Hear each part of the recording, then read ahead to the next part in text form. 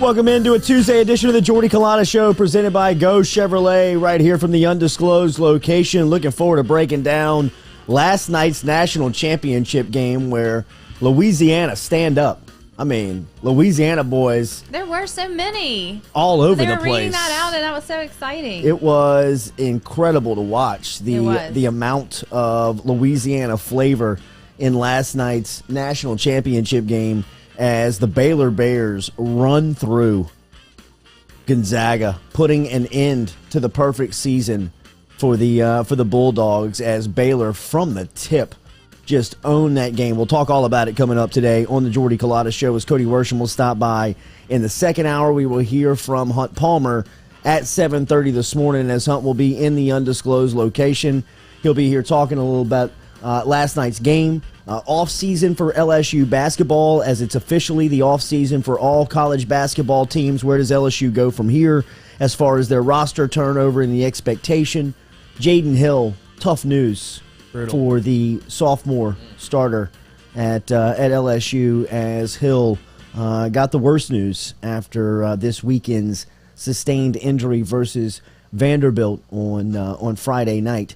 We will talk about that with Hunt Palmer coming up here at 7:30 this morning. 8 a.m. Frank Wilson's going to stop by, and Wilson going to be on a high after Saturday as the Pokes just dominated Nicholls. And Nicholls has been one of the stories, especially Lindsey Scott Jr., of this spring football season. They had some really high good stories for Louisiana as far as this spring football schedule was concerned. Southern defeated Deion Sanders and Jackson State over the weekend up on the Bluff. And then Frank Wilson and the Pokes able to maintain home field advantage and take care of Lindsey Scott and the Nicholls State Colonels. There is breaking news as we come onto the air here that we will get to and that we will try and detail. As we were coming on the air, we were reading the article, and it is a lengthy article. Titled this morning by Kenny Jacoby that was published at 6 a.m. Here Central Standard Time. Hunt just texted and said he's going to be over the phone now as he's got a guy coming in to install his security cameras to his house. He's got a lot of honeydews now. Yeah, a lot of honey. Well, I mean, that's part of the game. Comes with the He I-dos. needs that security. He's getting all those Comes threats with the from I-dos. Mississippi people. Yeah, that's right. Hey, look, don't forget today, before we get into this breaking news, don't forget on the Jordy Culotta Show, everybody that appears on the phone line this morning, and it'll be Hunt now at 7:30, Frank Wilson, 8 a.m., and then Cody Worsham in the second hour. Compliments of Metropolitan Health Group, real doctors, real solutions over there at Metropolitan Health Group. Get in touch with Charlie Harvey and Jason Ramazan as they can help you immediately today. Every day, our coffee is brought to you by Majestic, brewed locally down in South Louisiana over in New Orleans. Majestic Coffee is online, and you can find them all over social media as Majestic Coffee Co. on Instagram, and then Majestic Coffee Company on Facebook is where you can get in touch with Majestic Coffee, which is, as we say, locally brewed down here in South Louisiana every single day. I'll take your word for it. I just ordered more for my house. I'll take your word for it. So shout out to Andrew and the crew, and driven and powered every day by Go Chevrolet. Got to get into the national championship game as Baylor was just dominant from the opening tap. They were the better team. I mean, they wanted to win. They wanted it. They looked like a Ferrari, and Gonzaga looked like a pickup truck. Yeah. I mean, Gonzaga could not keep Baylor in front of them, vice versa.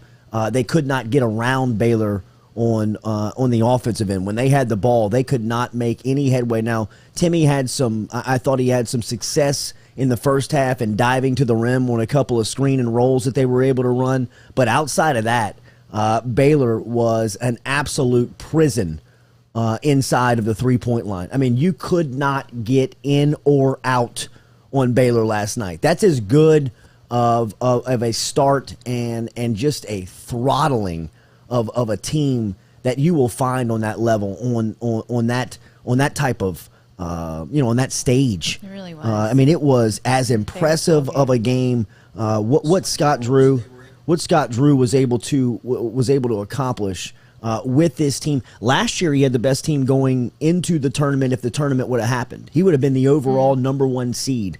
And right now, Baylor basketball is entering a class of some of the big names because of where they are, where they have been the last couple of seasons, and where it looks like they are going. I mean, it looks like they are here to stay in the way that they play. That defense that they came out with last night. That was suffocating. The hounding. I mean, it was almost gave you anxiety to watch it. You know what I mean? Like it was chest to chest, 35 feet away from the rim. I mean, it was textbook basketball. I mean, I was going back and forth with John Brady. He was giddy. That's his game. Oh too. my God. Watching that game. I mean, and he's kind of one of those guys that loves to not like Drew. I mean, it's all gone in the past now. I mean, it was kind of back to their coaching days, but I mean, just looking at that team and watching them play, I mean, the compliments that another coach from the trade was giving to another team was pretty. It was pretty cool to listen to. But just, I mean, it was so impressive, man. I mean, it really was. It was incredibly. It was a clinic. It was an absolute clinic. I mean, Jared Butler, the Louisiana native, shout out to him as he was named the most outstanding player, had 22 points. He was leading the charge on some of those threes. I mean, some of those threes they stepped into early on in the game. Davion Mitchell, I mean, they didn't hit the rim. I mean, I didn't see them hit the rim till about 8 minutes left in the first half. I love Davion Mitchell's nickname, Off Night, because everybody that he guards has an off night. And I mean, everywhere. Suggs, who, potentially could be the number 1 pick. He had 22 last night. I think he will be. And I mean, by the way that he started the game, I mean, 22 was climbing Mount Everest. Right. I mean, getting to 22 was an incredible task by the way that Baylor was defending him. But you saw how frustrated he was from the tip. I mean, that second foul, his first 2 fouls were as easy of a call to make in a game. I mean, it was a simple reach on this. He grabbed him on the wrist in the second foul. I mean, he was so frustrated. He was so mad on, that they just could not get going. It was sad. It was just overwhelming. If you're a Gonzaga fan, it was sad. It was sad. I mean, to play 32 games and play at such a high level, and then go into the biggest one of the season and just fall flat. I think they fell victim of what we talked about yesterday. I think playing that game on Saturday night in an emotional atmosphere, in a tight game, they just weren't able to get their legs back. I mean, like saying that Baylor looked like a Ferrari and Gonzaga looked like a pickup truck. I think they had heavy legs from Saturday night. Mm-hmm. And I think from an emotional standpoint, it's tough to get past that game and flood. You heard Grant Hill last night on the broadcast talking about how Krzyzewski had to motivate that Duke team that beat the UNLV team back in 1990. That wasn't the Natty. Right. You know what I mean? I mean, a lot of people will recognize that kind of as the USA-Soviet Union hockey match from the 80 Olympics. That wasn't the finals. That wasn't the semifinals. I think they had to beat Poland in the finals to end up winning gold. But, I mean, a lot like Duke. Duke had to beat Kansas in 91 after they got over the mountain of beating UNLV. Gonzaga was never able to get off the ropes and get recalibrated and kind of refocused on it's not over. I mean, that was a great game, and it was fantastic that you're the last team standing, but you got to turn around and lace them up again. And they just weren't able. I mean, you could see it from the tip. I mean, it was off the tip. I mean, it was I mean, it was like, whoa. I mean, one team has better legs, the other doesn't. I mean, one team looks more ready to play, the other looks like they're a little hungover. And I mean, that's just. It was hard to watch them though. They were so crushed. I mean, it was emotional. Well, I mean, think about playing 32 games at that level and then getting to that one. And only 2 other teams in NCAA tournament history have entered unbeaten and lost. Yeah. And you got to think that Bobby Knight, Indiana, and that 75-76 team somewhere popping champagne last night as they are the last team to go undefeated. Look, Gonzaga won 36 games dating back to last season.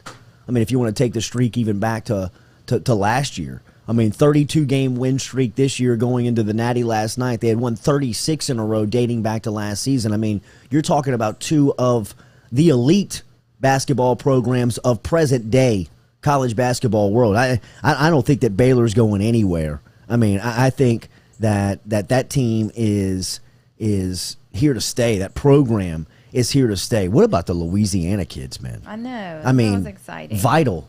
How good was that guy? I mean, just mopping up the glass. Is he the one from Lake Charles? From Lake Charles. He signed with Baylor as a sophomore in high school. I mean, I texted Will last night. How the hell's Vital get out of here, man? I know. I mean, for a team that needs rebounding, I mean, this is the guy, right? I mean, he sit back, coach. He signed as a sophomore.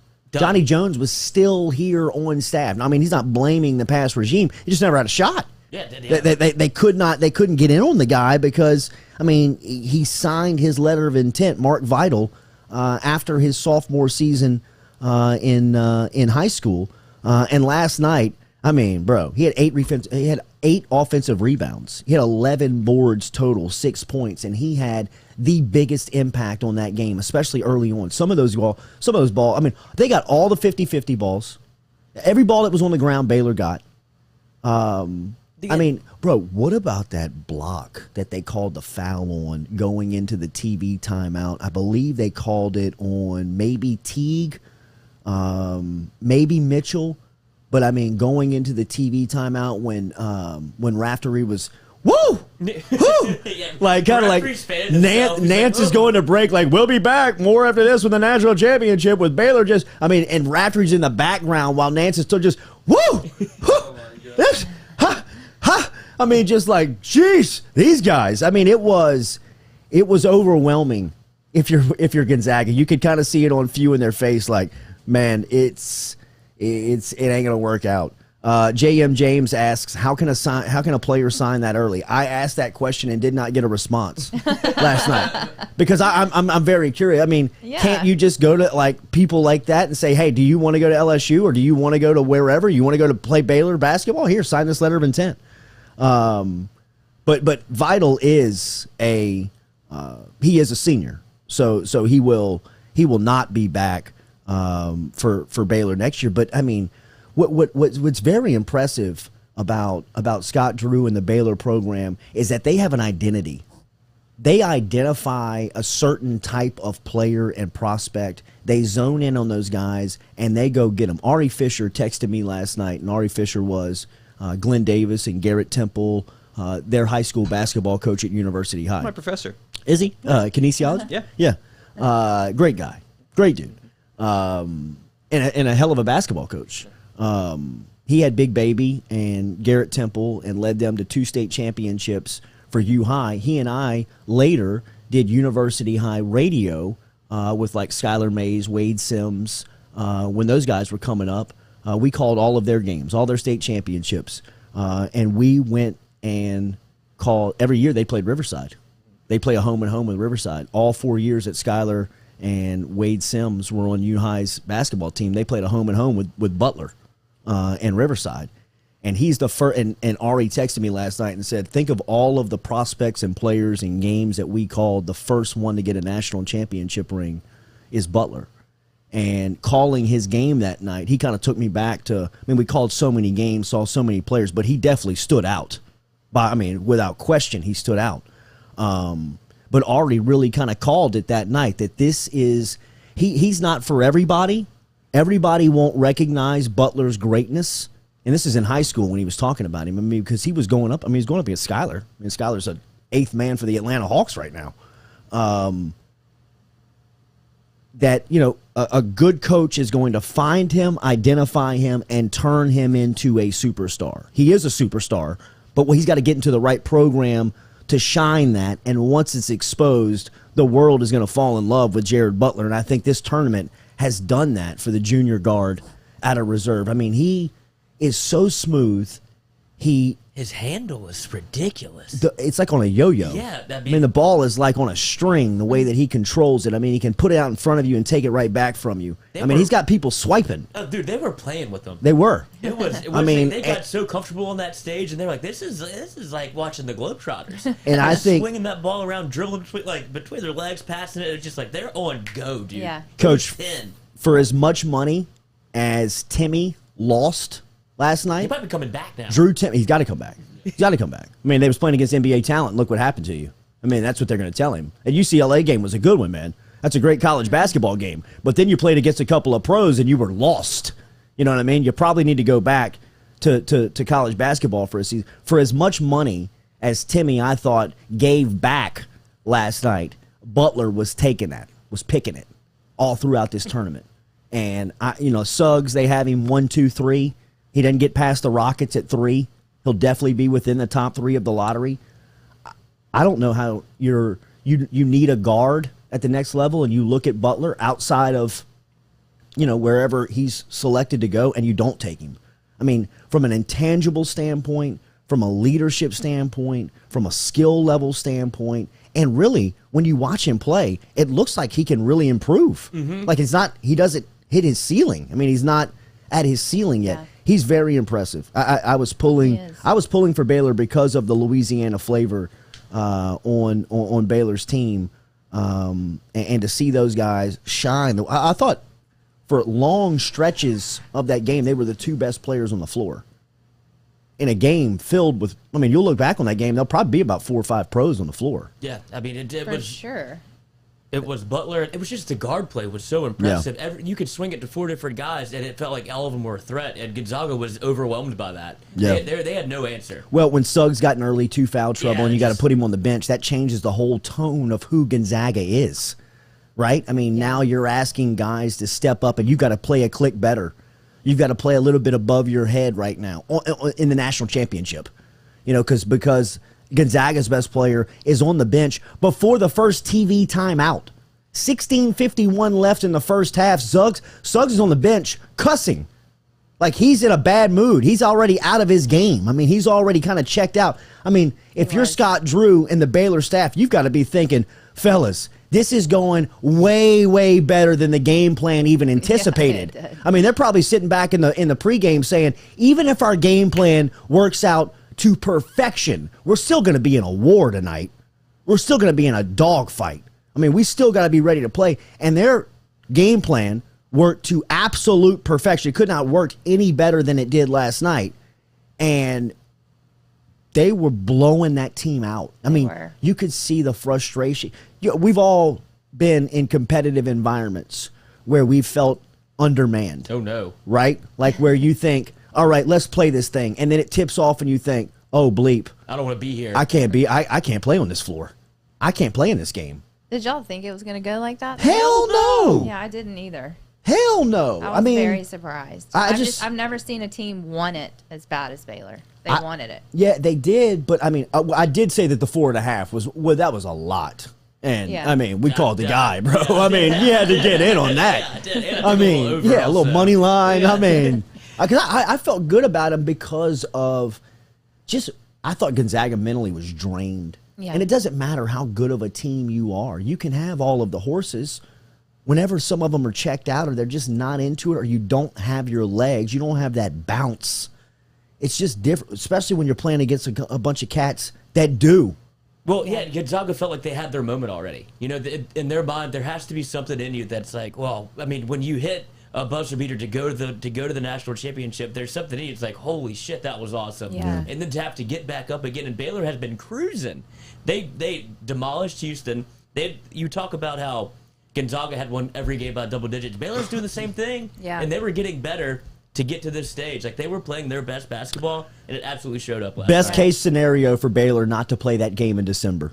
Absolutely. That was the best thing that could have happened to Baylor, not to play against Gonzaga in December. That game nearly tipped off. It got inside of 2 hours. They were in the same arena. It wasn't like they didn't make trips or anything like that. They were set to play the game when that thing was called off within 2 hours of tip-off, and that was going to be an incredible matchup for us to watch around the holidays, right? And selfishly at that time, we were all pulling and wanting to watch it. But I'm glad the way it worked out, it did.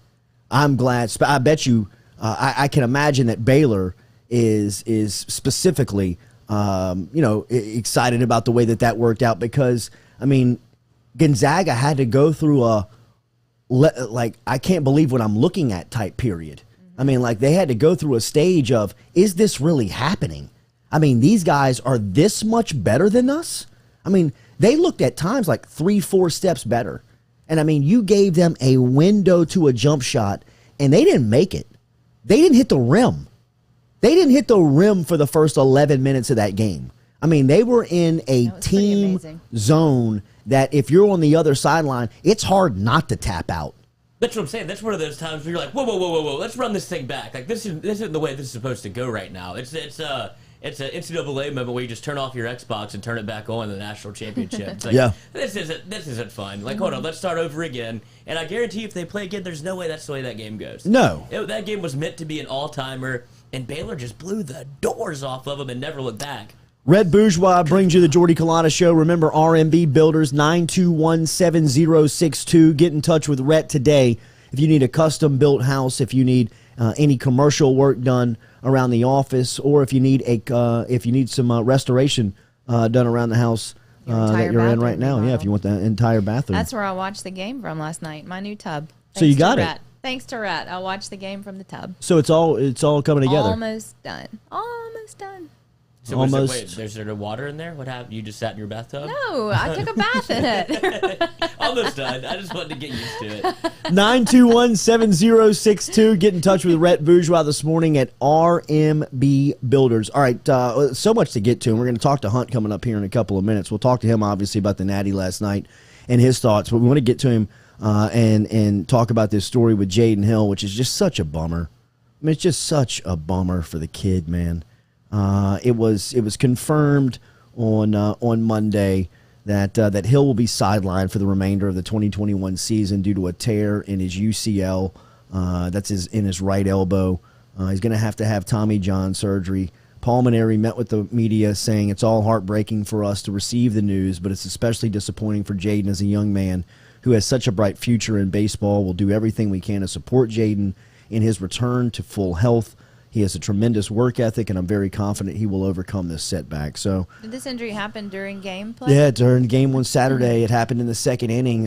You could see it happen real time where he grabbed and kind of grimaced a little bit. Then they gave him a warm-up pitch, and as soon as he threw it, he looked at Alan Dunn and Paul Maneri and said, I'm cooked, I'm done, I got to get off the field. And he walked off, and on the walk-off, you could kind of see his body language saying that this is not going to be good. This is serious. And it turned out that it was no good. And it was worst case scenario for Hill, and such a big prospect, man, and just never had a chance to get right either. Just hadn't had a chance. So like the entire season for sure. Oh, he's done. Out. Yeah, well, I mean, he's gonna have surgery this week, and just the rehab on that alone is gonna put him somewhere in a timetable of late summer and next fall. I don't know what it means for his future. I don't. But he's a junior, right? So he's a draft eligible. He's a draft eligible.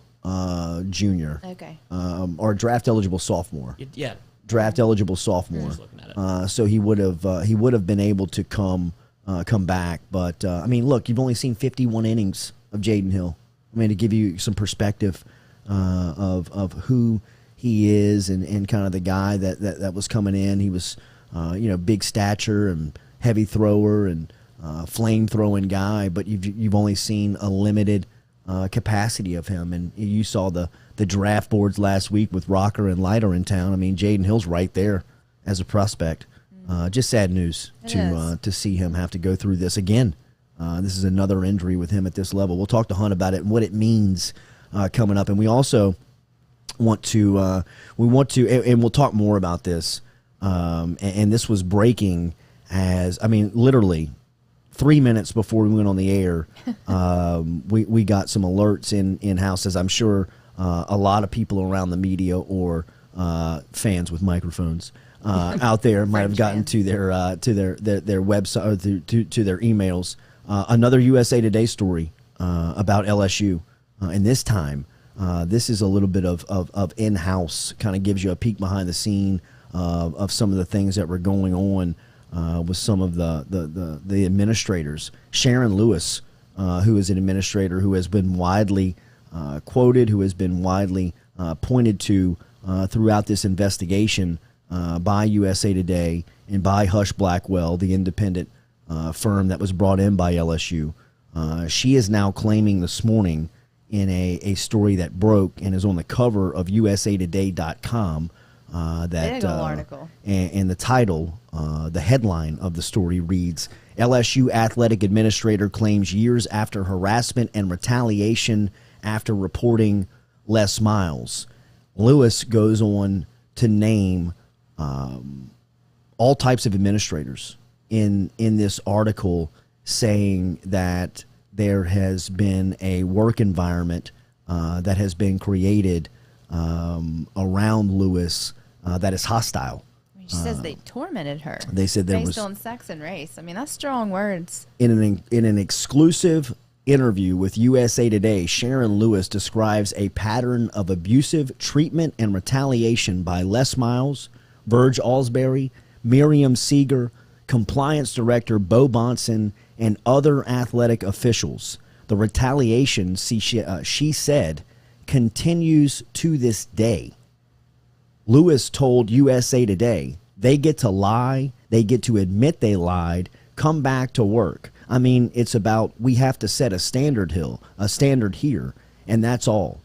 In addition to Alsbury, Seeger, and Bonson, other defendants include current and former members of the LSU Board of Supervisors, the law firm Taylor Porter, former LSU President F. King Alexander, and current athletics director Scott Woodward, who Lewis said had a close personal relationship with Alsbury and refuses to meet directly with her despite being the head of her department.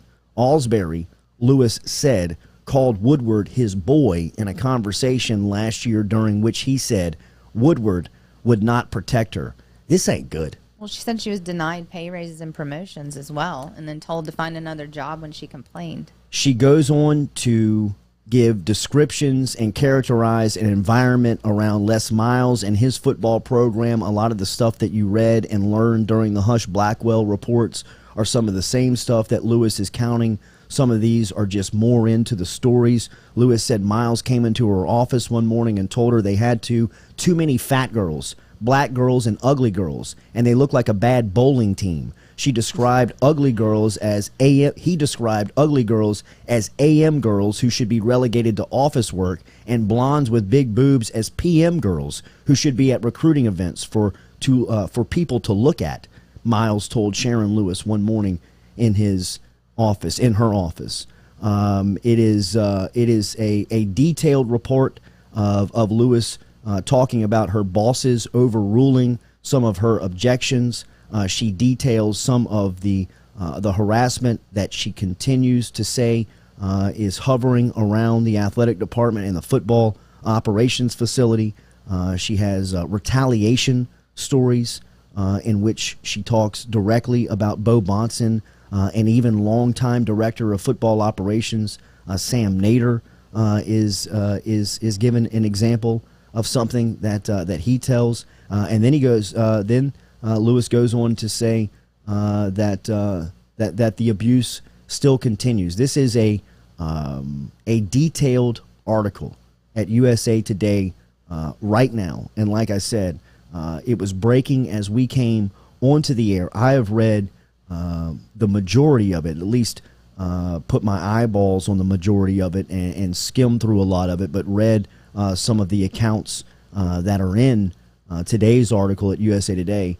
And it's the latest in a long line of what has been detailed accounts of LSU over the past couple of seasons. But in my opinion, this is the worst one. It is by far the worst one. This is the bombshell. It just keeps on exploding as you read the article. It does. I mean, it is an onion. Yeah. It is an onion that you continue to peel back, and there are just more and more stories and examples of the environment that LSU was operating under. And I say this is the worst one in the bombshell because Sharon Lewis is employed at LSU right now. Yeah. I mean, as we speak, she is still in her position as an associate athletics director and a part and director of the LSU football recruiting staff. So I can only imagine, maybe not specifically what this morning is like, because I'd imagine that there was some type of heads up that this article was coming. But for people that are directly named in this story, I can't. This is an explosive day. It really is. There are some serious comments made for the LSU Athletic Administration because Katie's right. I mean, there is some quotes in here by Sharon Lewis that we read aloud, and a lot of us looking around like, wow. Yeah. There's going to be some people that are going to have to answer a lot of questions here. Mm-hmm. So we will get in and talk to Hunt Palmer about the latest. Jaden Hill, LSU basketball offseason's finally here for everybody. Tiger's going to turn over the nucleus of their scoring, the nucleus of their team. Where does Hunt anticipate where they go next? But more on the Jaden Hill situation, where I want to talk to Hunt here on where LSU can go, and really Hunt Stradamus. I mean, wasn't it Hunt 3 weeks ago that sat here and said, pump the brakes on this LSU baseball team? Yeah, no, nobody wanted to listen to Yeah, like, what do you mean, Hunt? They're leading the country in home runs. Home runs every other I mean, Landon Marceau had given up a run in 33 innings. What are you talking about? He has been right so far. Watch out, bro. Just watch out. Watch out. He's been right about everything but those black unis. Well, I don't know. You might want to lump him in. I mean, if you're lumping him into everything being right with Hunt over the last couple of months, I mean, the first example I would probably give would be those beer uniforms that Mississippi State traveled into Baton Rouge with. Daily, we're brought to you by Edward Jones. Remember our guy Daniel Newman over at Edward Jones. He's out at Magnolia Square in Central. Stop in and see him today over in Central. He can help you with your finances. Daniel.Newman at edwardjones.com. Remember, 401k, Social Security, anything that you may be looking for as far as advice, if you need some help in the financial arena, remember, Newman's the best. He's been helping us out now for about 6-7 weeks, man, and it's been very easy. We rolled over the 401k from the last place we were at, and he promised it would be easy, and it has been very simple. Find out for yourself, Daniel.Newman at edwardjones.com. Remember, if you're heading into the plants this morning, you got a question about life after Exxon, life after Dow, BASF, let Newman point you in the right direction. He's got so many testimonies and so many stories of people that he's helped coming out of that industry. If you want the latest on how Newman can help you, get in touch with him. Daniel.Newman, Newman, Daniel.Newman at edwardjones.com. We come back, we'll talk to Hunt Palmer of the LSU Sports Radio Network. Are you self-employed? Then you need to learn about Angel Oak's Home Loans Bank Statement program that they're offering, which makes you eligible as a self-employed borrower to purchase or refinance a home without requiring a tax return. If you want to learn more, get in touch with me. Email me, Jordy at jordyculotta.show.com, to learn about the bank statement loan program offered by Angel Oak. Jordy at jordyculotta.show.com to learn more. Gearing up for spring and summer down here in South Louisiana, and you want to keep your lawn maintained during these sunny seasons, get in touch with our friend Blake Hebert over at Hebert's Lawn Maintenance, where he says, you grow it, I mow it. 225-485-8022. 225-485-8022 is where you can find Hebert's Lawn and Maintenance, the official lawn and maintenance company of the undisclosed location. Relief Health, the only way to get your health care in 2021. In your home or on site, Relief is changing how health care is delivered to you. No more doctor's offices, no more waiting rooms.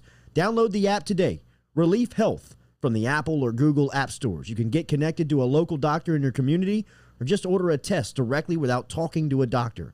Their COVID tests are live, and right now they have the Moderna vaccine. Online at reliefhealth.com or download the app from your Apple or Google app stores now. Relief Health, changing the way that healthcare is brought to you in 2021.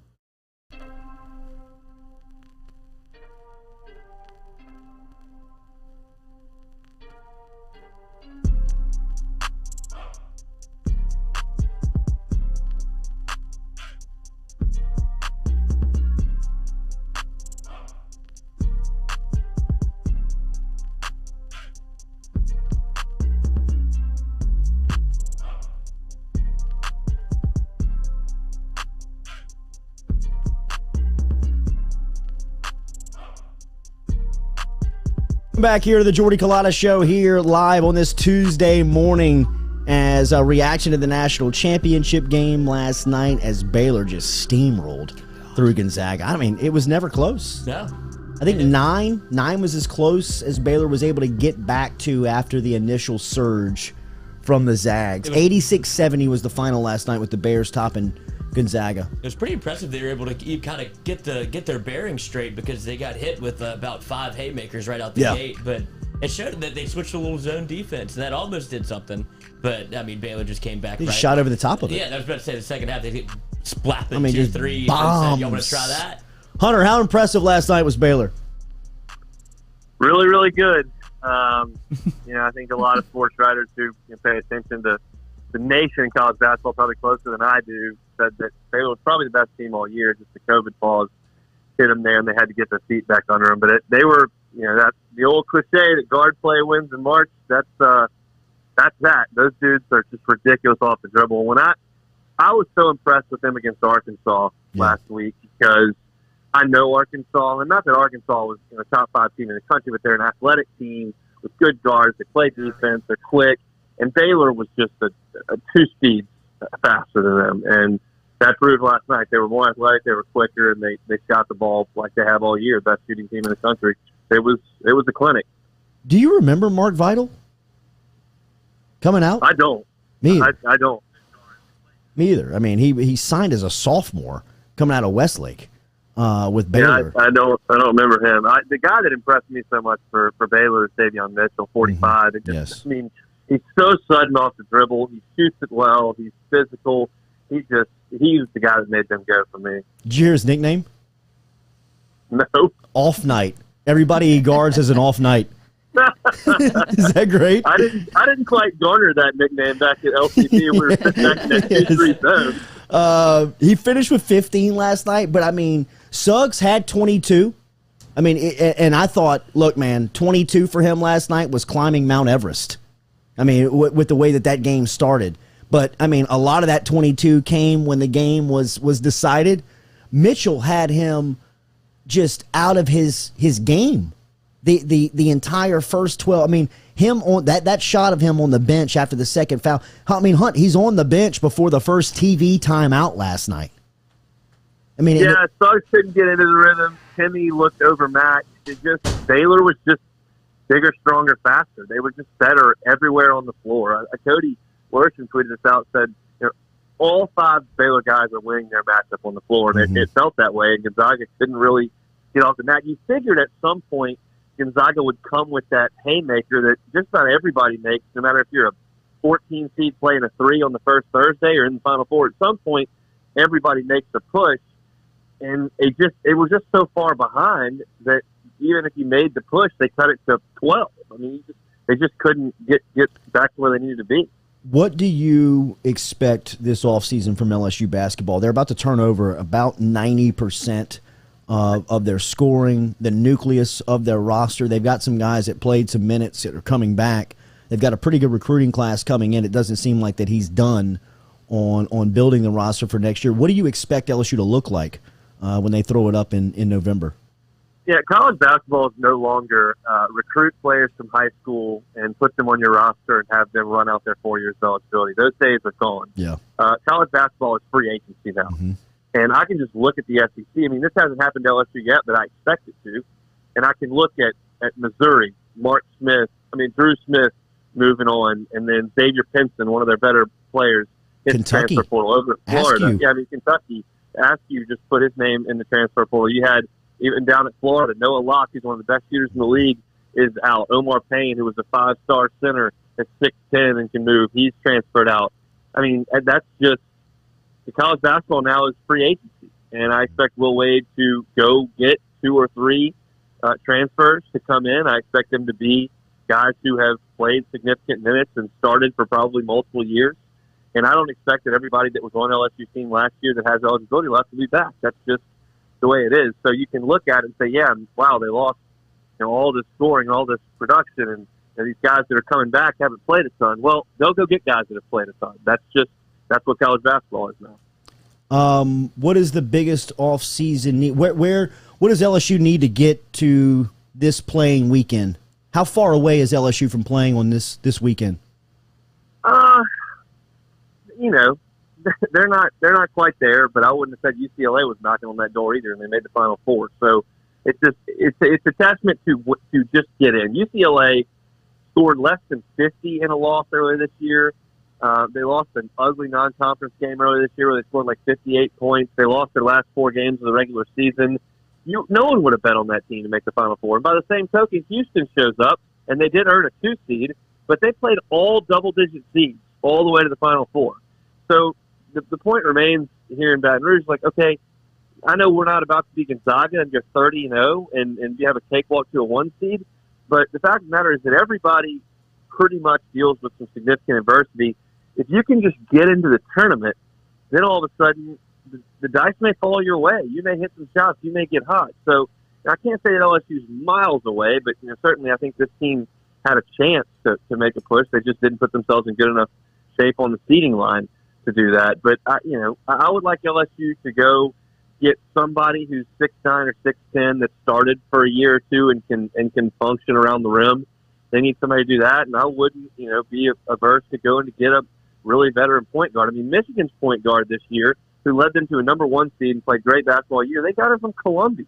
Mm-hmm. I mean, he was an Ivy League player and came in, and they didn't ask him to go score 26 a night and lead the country in assists. They just said, run the show. We got some other good players. Let's do it. And so I would like to see those 2 types of things. The other thing that came up that I was talking with somebody earlier was somebody that's in the mold of Marlon Taylor or Charles Manning, a 6'5", or maybe if you're lucky, 6'6" wing defender who can really shut down opposing 2 guards. That would be something that I would be interested in too. Hey, Hunt, what was your reaction on the Jaden Hill news?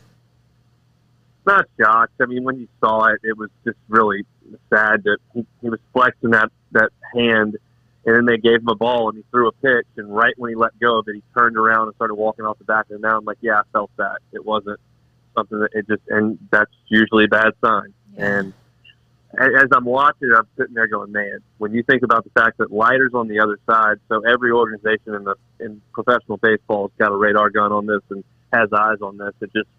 It feels like 7 figures walking out the door, and that's just crushing for a kid. It is, man. I mean, you saw the some of the draft talks and discussions as prospects were being laid out on Saturday night, and Rocker was there, Leiter was there. I mean, right under those guys was Jaden Hill. I mean, just as a prospect, I know that he doesn't have the innings and the skins and everything that those guys have as far as the analytics go, but as far as projectability. A lot of people see him in that that same type of stratosphere, and like you said, I mean, that's 7 figures. That's a lot of money, man. It's a lot of money that guy had sitting in front of him. That what now for him, Hunt? I mean, what is the best case scenario for him? Rehab, come back and show that he can stay healthy. Yeah, I mean, you just it's not rehab, it's surgery. I mean, they have to go in there and do Tommy John surgery, and that's got a good success rate. Certainly not a quote-unquote death sentence for a career, but it's going to, because he's not going to pitch in college again, so somebody's going to have to take him fresh off the surgery and go through the rehab, and he's now probably 20 years old, so, it's not over for him, but it's just, when you're looking at the draft board, you got, a couple right-handed pitchers, and one of them, got his arm in a sling, and the other one just threw, 85 innings, you're probably going to look at the guy who's healthy. That's just the nature of the business. But he's just going to have to work real hard and hit camp, and he'll be in the hands of some professionals that don't care at all about winning games. They care about getting that arm healthy, and they'll do the best thing for him. But it's just tough to imagine somebody taking a pitcher like that in the first couple rounds. Hunt, you saw this with LSU, but are they as bad as their record says they are? No, they're not as bad as 1-8 in the league. Vanderbilt is, and we've seen a lot of championship teams around here in the home dugout and the visiting dugout. Vanderbilt looks the part, and LSU's quite frankly not in their class, and they were outclassed on the weekend and had a chance in the 3rd game and didn't quite get the big hit. But that's in the rearview mirror now. Obviously you were right into the games against Tennessee and couldn't get it done. You couldn't get a big hit against Mississippi State in the first 2 games. But they'll win some games moving forward. It's just right now it's just like we were talking about those football players this year who they didn't sign up to be 3-5 at one point. It's difficult mentally to stay engaged, stay focused, and keep grinding when the results are shocking to you as somebody who came to LSU to compete for championships, and right now LSU's nowhere near that. You had a pretty good idea on the pitching rotation. Explain to our listeners, where do you expect they go now with Hill out? Well, this is what I would do. He's not going to do it, and I understand the message it sends, and I understand that people want to bang their chest and say, we're LSU and we win national championships and we don't back down from anybody. But the fact of the matter is, you're 1-8. You're in last place. What you're doing doesn't work. And LSU against Game 1 starters this year is scoring 1 run a game and losing every time.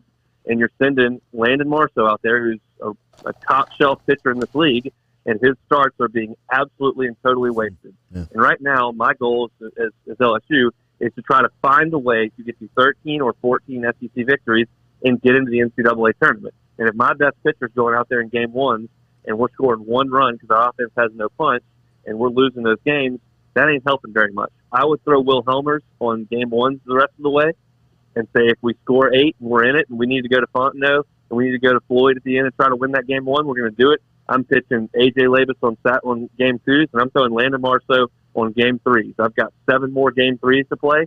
If I can win 6 of those 7 behind Landon Marceau with a huge advantage, that's a nice start in the right direction. That's what I would do. And I've seen SEC teams do that, and I realize that people are going to say, well, you can't sweep if you don't win the first one. We're LSU. We don't pitch in reverse. We just take people on. And my thing is, those are the people that probably wanted another swing at Alabama in the Superdome in 2011.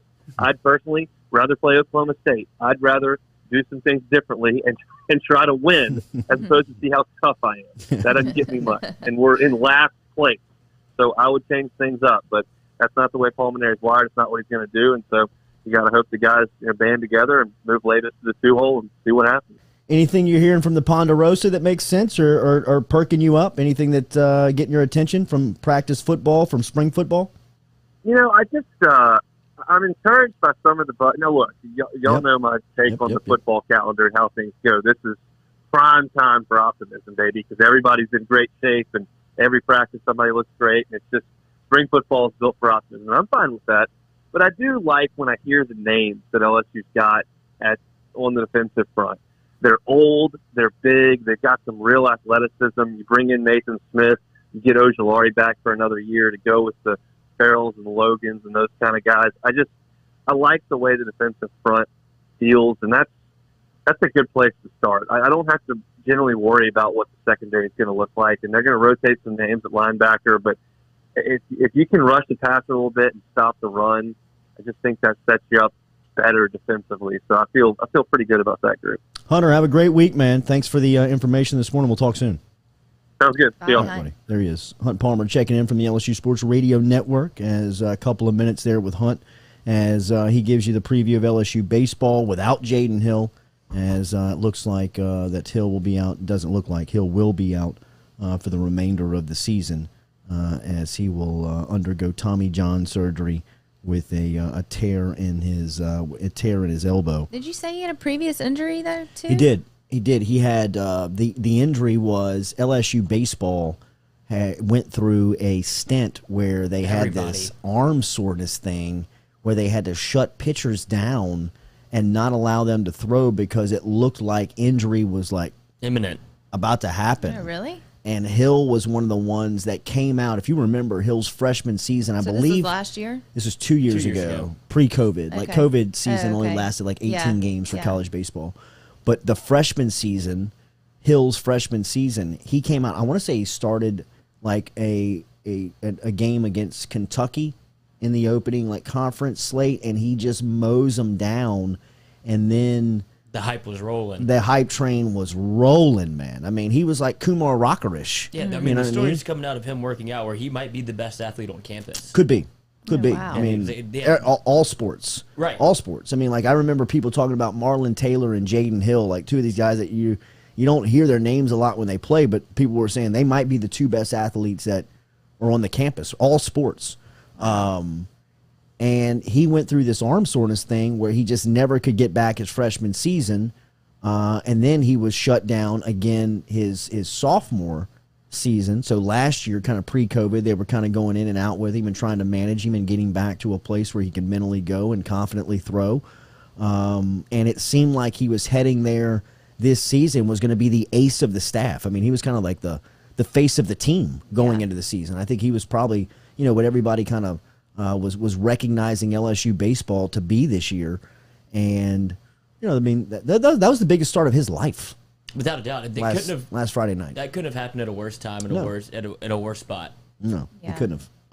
It was everybody, any scout that's anybody was there, just not because of Jaden Hill, but because of the team that we were playing. And if you go out there and you do the opposite, if you throw 7 shutout innings, that changes your life. This changes your life in the exact opposite direction, where now he doesn't. He's got to be kind of floundering a little bit, like, what do I do from here? What am I doing? Yeah. Well, how much did that just affect me? Sure. I mean, I don't know if you can quantify right now, if you're Jaden Hill, how much that actually cost him because of what his expectation was probably for himself going into this year.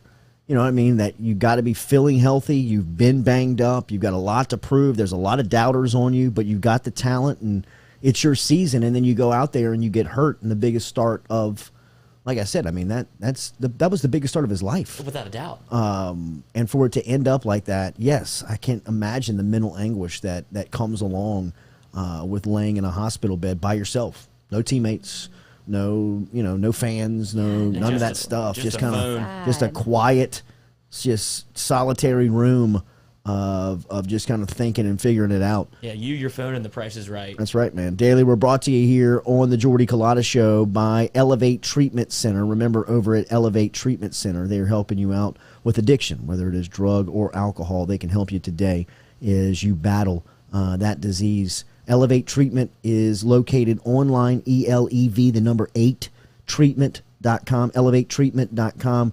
Elevate Treatment and Legacy Center is located in Jefferson Highway in Baton Rouge, Louisiana, and they are helping you defeat drug and alcohol addiction. They are dedicated to treating their patients who are battling drug and alcohol addiction. Their goal is to guide you in your steps towards recovery and help you achieve and maintain sobriety. If it's you that needs the attention, you can log online to elevatetreatment.com, and you can begin your treatment right there on the website.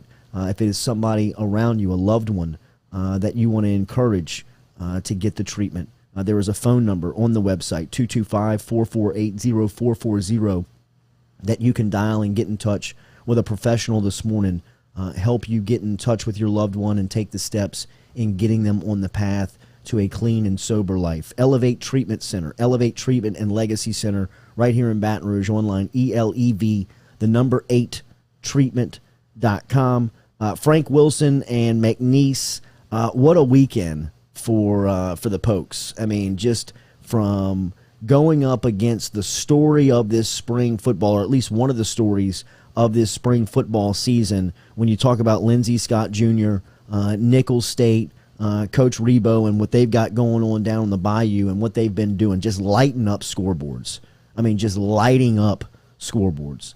And McNeese able to take that top offense, throttle them from a defensive standpoint, and then Ogeron's son, Cody Worsham, went off, saved his best game for one of the last ones, as he was named the Southland and the National Player of the Week, the National D2 and the Southland Player of the Week.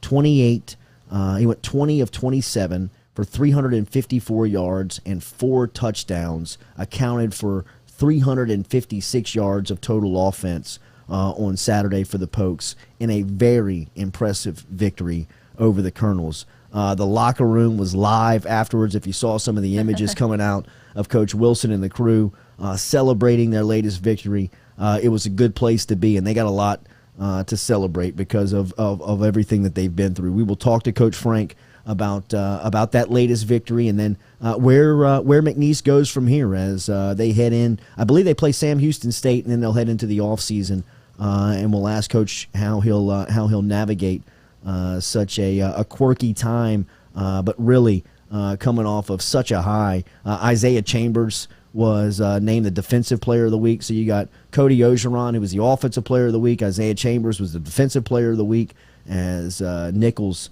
was held under 22 points this season for the first time, as McNeese just dominated. Got a great win. Looking forward to our conversation with Frank Wilson coming up next here on the Jordy Culotta Show, presented and driven every single day by Go Chevrolet.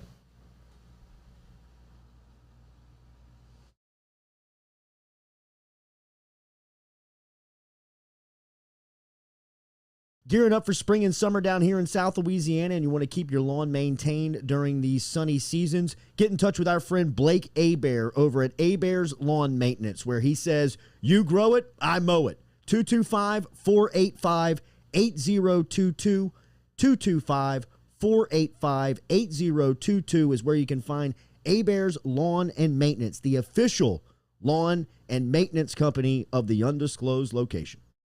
Go Chevrolet is proud to announce Go Express Auto Sales, the new used car lot located in the capital city of Baton Rouge, Louisiana, at 11522 Florida Boulevard. Go Express Auto Sales is online at goexpressautosales.com, or you can search them on Facebook and social media at Go Express Auto Sales, the newest addition to the family of Go Chevrolet. Remember, Go Chevrolet is located down in Laplace, Louisiana, but now welcoming aboard Go Express, the new used car lot located in Baton Rouge, Louisiana at 11522 Florida Boulevard.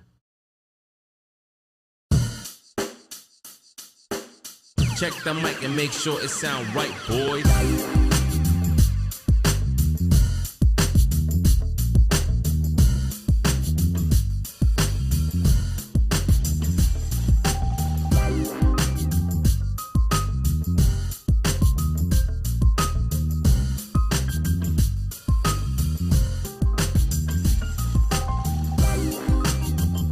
Welcome back here to the Jordy Culotta Show, presented every day by Go Chevrolet. Stop in and see Lee Carney, Nick Richard, and the entire team at Go Chevrolet as they drive us and power us every day here. New location in the capital city with Go Express. They got the new used car lot right here on Florida Boulevard in Baton Rouge. But if you're traveling to New Orleans, you're heading to Baton Rouge from South Louisiana, stop in Laplace and check out Lee Carney, Nick Richard, and all the good people over at Go Chevrolet. What a scene on Saturday for the city, man. Lake Charles stand up. It was an incredible environment for the Pokes as they had one of the high-flying offenses and one of the stories of the Southland Conference in Lindsey Scott, Coach Rebo, and Nicholls in town on Saturday, and the Pokes just controlled it. 43-31, they get the win over Nicholls. We talked to you about some of the images coming out of the locker room on Saturday with Coach Wilson and the Cowboys. It's a good time to be a Poke. Good morning, Coach Frank Wilson. How are you, man? Fantastic. Good morning. Thanks for having me. Always, Coach. Where would you start this morning on Saturday? Your defense played great. Your offense set records. You took obviously a program and a team that has been through so much over the last calendar year to experience so much of a high and so much emotion on Saturday. What was the starting point for you? What was the first thing that you thought of when you got into your office by yourself and what your team accomplished on Saturday? Hard work vindicated. Yeah. That we asked these young men, we asked our staff, support staff to trust the process, that we'll get there. I can't tell you when we're going to get there, but we're going to get there if we just stay to the course. That we have a plan, and we talked about it after a UIW game. We came in and we said to our team, "This is where we're at, this is where we're going, and this is how we're going to get there." It won't be easy, and the truth is, it'll only get harder. But if we buy in and understand the culture that we're trying to create, good things will happen. And we came back and we continue to compete. And that wasn't, at that time, that wasn't the last game that we fell. And so it became challenging to get them to see the light at the end of the tunnel. But you started seeing improvement each week. A little improvement here, a little improvement there. We started playing better defensively, which I knew would happen for us. And then offensively, things started to click a little bit each week. And then last week, it kind of all came together, a part of the process. And went against, again, I said before game, and I'll say it again now, Tim Rebo, I don't know if someone has done a better job in building a program, and what he's done there over the last several years is spectacular. He and his talented football team are as good as they get. And so for us to get that win against such a quality opponent who was averaging 50 points a game with one of the hottest quarterbacks in FCS football, a very talented football team, a very well-coached football team, tells us that we're ascending. We're taking steps in the right direction. Certainly still not there yet, but we're headed in a direction, and I like the progress of our football team. And, you know, Jordy, the biggest thing, we had played 2 home games in this condensed season. It was our last one here, and wanted so bad, man, just to play well for our community. Wanted to give them something to feel good about. And we're hopeful that it could be a win. Not just play well. We wanted to win for our city, man. Yeah. We wanted to notch that one so that that we can feel good about ourselves going into these summer months and preparing for our fall season. So it was big for our team. It was big for our university. It was even bigger for the city of Lake Charles. So this one yet again was for the city. Hey, Coach Wilson, it's Katie. How proud were you of your defense, and how tough was it to bottle up Scott and the Colonels? Yeah, extremely, extremely proud of them. And they challenged us now. They tested us throughout the entire game with those talented receivers. And the thing about Nicholls, as talented as they are on the perimeter, they're equally with Gums and quarterback play with Lindsey in the run game. Mm-hmm. They're one of the top teams in the conference in rushing the ball as well. Mm-hmm. And so people get deceived because the whopping numbers they put up in the passing game. But it's equally impressive in the way that they can run the ball. And it started off, it didn't look too good. First play, they went 50 plus, 60 yards. Wow. The next play, they went 15. It was like, whoa, boy. They're as good as we thought they were. That's right. Right, exactly. And eventually we were able to slow them down a little bit and then get things going offensively. So, very proud of our defensive staff and the game plan that they came up with to hold or to limit, not hold, but to limit. And they still had over 400 yards offense. Now they still scored 30 plus points, so it's not like we shut them out, but it was enough to allow us to earn victory. Can you put into perspective on the day that your quarterback had? I mean, it seems like he has been trending in this direction, but then, I mean, he just came out and kicked the door down on Saturday with 354 and 4 touchdown passes. I mean, a career day for Cody. Yeah, and 20 of 27, which is, and 2 of those were good throwaways. They were good throwaways, and so he hit the mark, man. He hit the mark. He what happens is within a season. Within a program, you start to identify the strengths of your personnel, and we have a lot of good football plays in all 3 phases of the game. But how does it fit your personnel? And there's things that you like to do or you think you could do that doesn't exactly hit on all cylinders once game time comes and full bullets are flying, and so you have to readjust, realign those things to fit what they do best. And I think that's been a work in progress for us.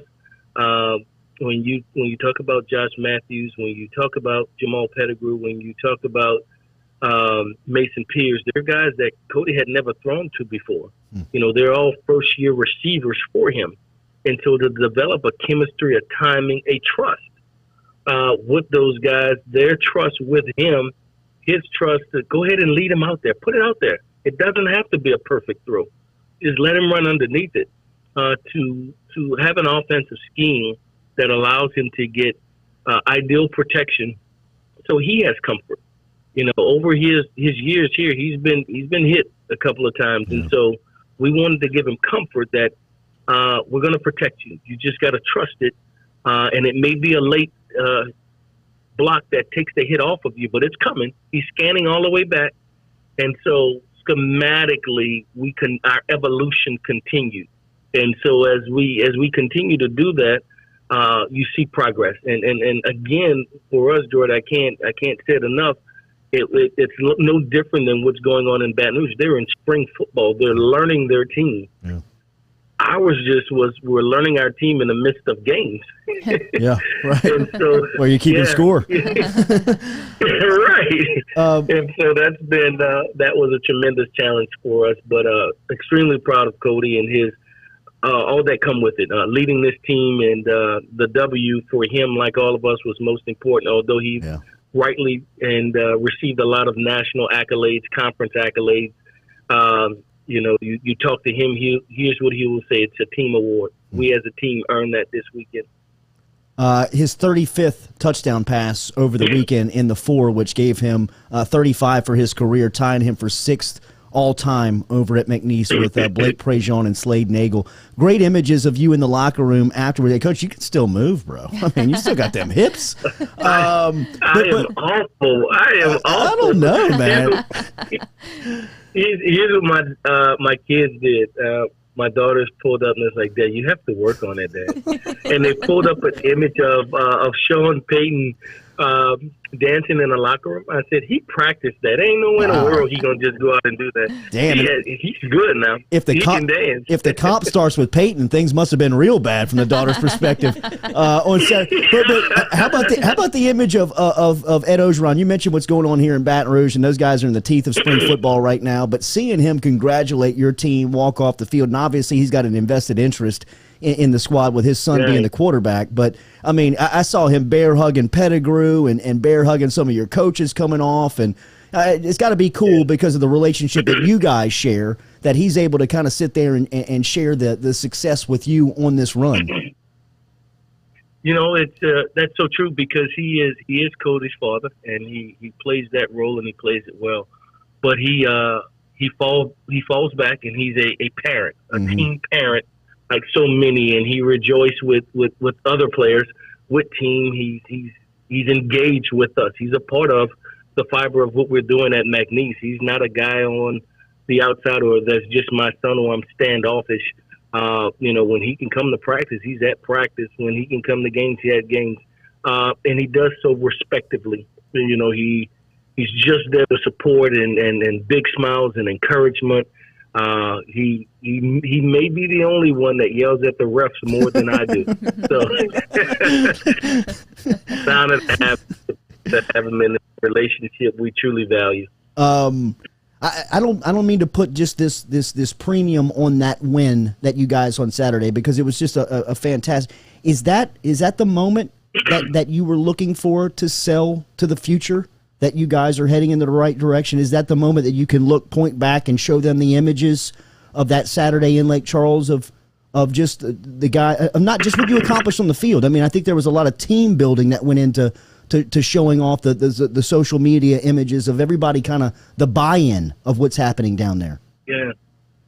You never know those things when they happen. It's kind of always reflective, because from that moment, good things continue to happen in time to come. And you go back and you remember, hey, that was the signature time where the buy-in came. And so how do we come out of this week? How do we play against the number 1 team in the Southland Conference, the top 5 team in America, and Sam Houston? How do we play against them? And does a win or loss determine it? The style of play? How do we handle success? And I think when we come back this week and how we play, and then we reflect back, you were able to say that was the one. That was the one that showed the light. I think it may be because it took so much of us. Here's was our saving grace that I said to our team. Here's all I can tell you, man. I'm not asking you to do something that's never been done before. We've been playing this opponent since 1972. Here's the series record. We played this, most of you in this room are 22, 23 years of age. Since before your birth until this point, we've won 18 of those 22 years. that McNeese has been the standard in the Southland Conference, that we bow down to nobody, that we go and we compete.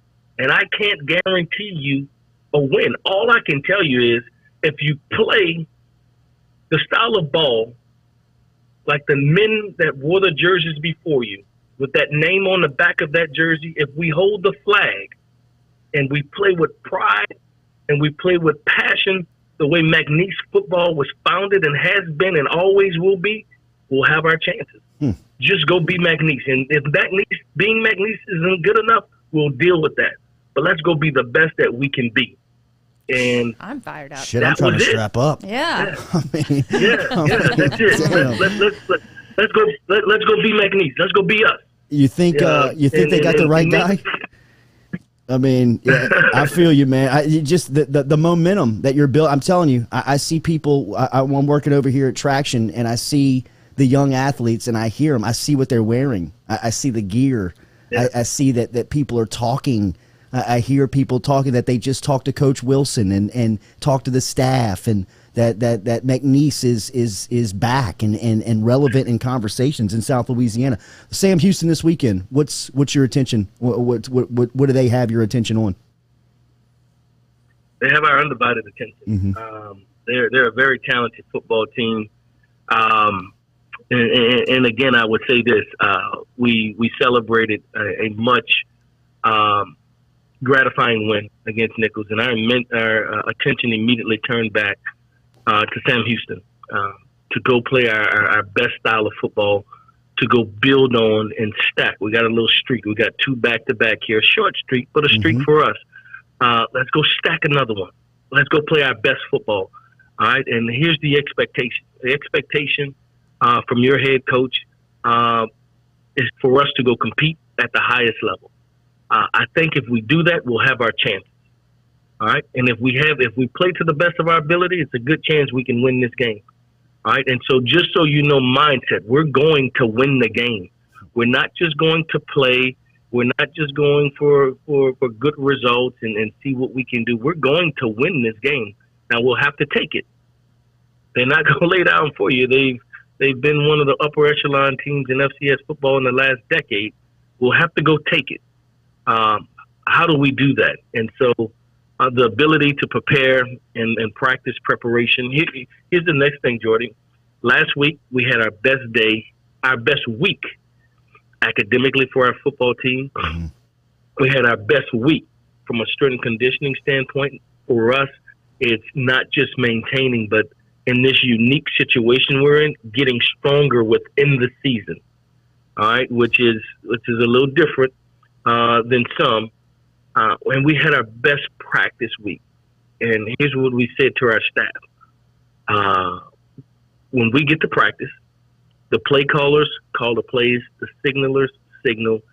Everybody else, you coach like your hair is on fire with energy and effort. Coach effort, coach effort, coach effort. And if we can coach that and they play with fanatical effort, we'll teach off the film. Teach off the film, coach on the field effort. Teach off the film, coach on the field effort, and bring it. And so we've had that approach. If we go to the field again today, it will be our intentions as a staff to bring it, to bring energy, to bring effort, and to coach our team. We'll have meeting time, and we will teach them in the classroom settings. But when we go to that field, it's coaching on the run. And we're going to get it. And so that'll be our approach as we prepare for Sam Houston. More about us than it even is about them. Yeah. If we can have our best week in preparation, I feel good about our chances against a very talented team on Saturday. Frank Wilson is going to load up Isaiah Chambers, who is the Southland Defensive Player of the Week, Cody Worsham, who is the Southland Offensive Player of the Week, along with being the Division II National Offensive Player of the Week, and the McNeese State Cowboys, winners of 2 straight, and head to Huntsville, Texas this weekend on Saturday for a tilt versus Sam Houston. As Coach Wilson, you hear it there, man, the energy and the enthusiasm for New McNeese State football is you can see it growing, you can hear it growing from Lake Charles throughout the state of Louisiana. Thank you as always for the time on this Tuesday morning. Go Pokes. Best of luck this weekend, Coach. Thank you so much for having me. Go Pokes! Yes, sir. Let's go. There he is, Frank Wilson, checking in from the city, from Lake Charles this morning. How about the energy on that guy? I think Frank Wilson's found his groove. Yes. I love it. Yeah. Well, like if it's not going to be at a head coach at that level, and he could work his way into a bigger time job if he has success at a McNeese type gig, he was always recognized as the best recruiter, one of the best recruiters in college football, and it's for stuff like that. I mean, he had me and you thinking, let's go. We're going. Yeah, we're in. Let's go. I'm all in. I mean, that was a living room speech. It That's how he talks to kids, parents in the living room when he goes on recruiting trips. So we always appreciate him.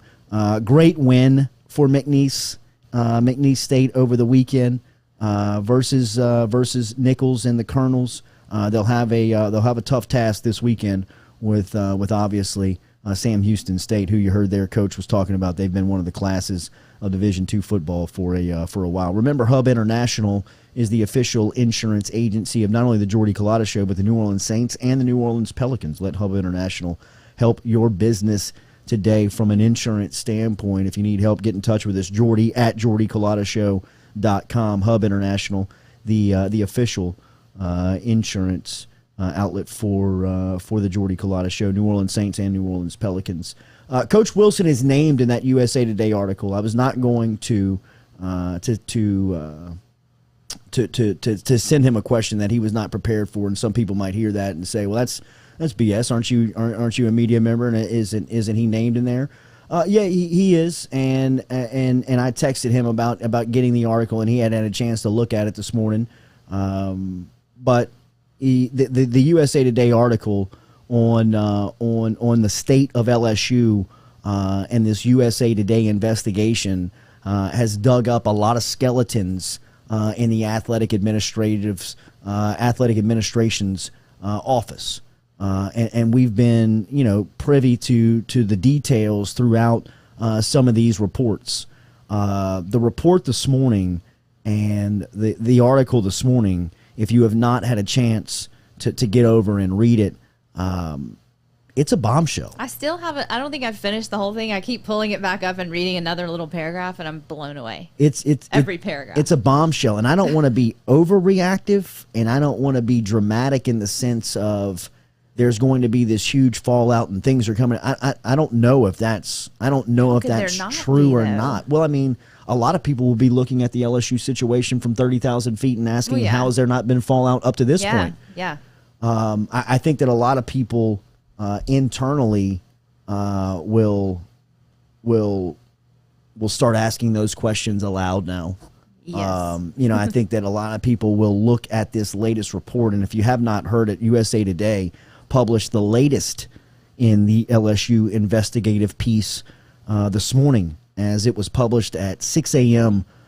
Central Time, and it was headlined, LSU Athletic Administrator Claims Years of Harassment and Retaliation After Reporting Les Miles. And this comes from the desk of Sharon Lewis, who is an administrator with LSU. She's an associate athletics director and is charged with heading up the recruiting staff within LSU football.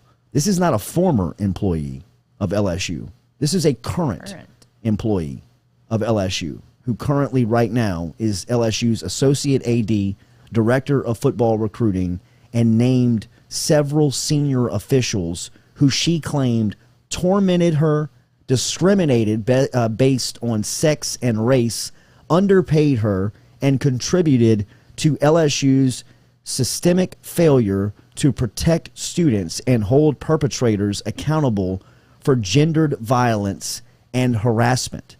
In the suit, or in the article, Lewis names in USA Today, she names and describes a pattern of abusive and retaliative behavior around Les Miles, Verge Alsbury, Miriam Seeger, and Compliance Director Bo Bonson, as well as other athletic officials, who she goes on to name, one being Scott Woodward, the other being former LSU President F. King Alexander, some former members of LSU's Board of Supervisors, the law firm Taylor Porter, who represents literally everyone, the university, and athletics director Scott Woodward. She gives accounts, details, and quotes as to USA Today that can be deemed, at its very least, damning, right? I mean, like, some of these are, what? Whoa. I mean, it's just, if you have not read the article, it is lengthy. It goes into to Les Miles and his time at LSU. It goes back into some of the bosses that she claims overruled her objections, including F. King Alexander, athletics director Joe Oliva. Scott Woodward is named in that piece, as well as Sam Nader, who is a longtime director of football operations, who has since retired since this piece has been published. It's a bombshell. It is a bombshell for LSU. It talks about retaliation, allegedly ramping up from Verge Alsbury and Miriam Seeger and Bo Bonson, who is a compliance director for LSU. Lewis says that Bo Bonson advised her to take another job during some of these complaints. Lewis says that the abuse continues today. That's what's the most disconcerting about this. Yeah. And as we said, she is a current employee of LSU and associate athletics director. She is currently the director of recruiting for LSU. So I don't know what happens from here. I just can say that this is going to be, this could be the article. This could be the story that has been in a long list of USA Today articles that could shake things up. Mm-hmm. And not to say that anybody is pulling for anyone to lose their job or for anybody or any shakeup to happen because of this, but it just seems imminent, and it just seems like it's, when is the next shoe going to drop for LSU? There is this anxious feeling in the sense of, what else do they have? I mean, this slow drip of news and stories has, it's really created this timid atmosphere around LSU of, everything's so fragile. Everybody's kind of tiptoeing around. Can you imagine how awkward it is this morning? Right now, like we currently speak to one another. I mean, it's 8:25 in the morning. Maybe she didn't go in today. But she's got to go in tomorrow. Yeah, you can't run from it forever. I mean, at some point, somebody's, there's going to be some people walking down the hall that are walking at one another that have claimed in these USA Today articles that have done something wrong. That's what I'm saying. I mean, there's so many names. There's so many so Drake stories. Davis's victim, Richardson, the tennis player, said that Lewis laughed at her when she told her how she was treated, but then Lewis is denying that. Said she reported everything. Well, So, I mean, and Lewis, I think in the Hush Blackwell, I know in the Hush Blackwell reports from protocols, which I think that's going to be the downfall of this for LSU, is that they had no procedures put in place. They had no protocol that if there was a complaint, that this is the line of processes that you have to follow, rather than just call Verge or call Miriam. That turned out to be really what was the overriding issue, was that there was no system in place to deal with this issue. And by everything that Hush Blackwell was finding from an independent standpoint, investigating this stuff, is that Sharon Lewis did everything she was supposed to do. Right. Like, things were brought to her desk and she just pushed it up, which, by the letter of the corporation, you would think that is the chain of command. And I have never, I have read those reports of Sharon laughing into the face or holding the credibility of alleged victims, not holding them up to standard or saying that they didn't hold any weight. But I've also read on third-hand accounts that she took the information that she was given and followed at least what she believed to be the protocol at the time. That's what she says. And that is what she is, that's what she's claiming now. She's just claiming it on a much grander scale. Right.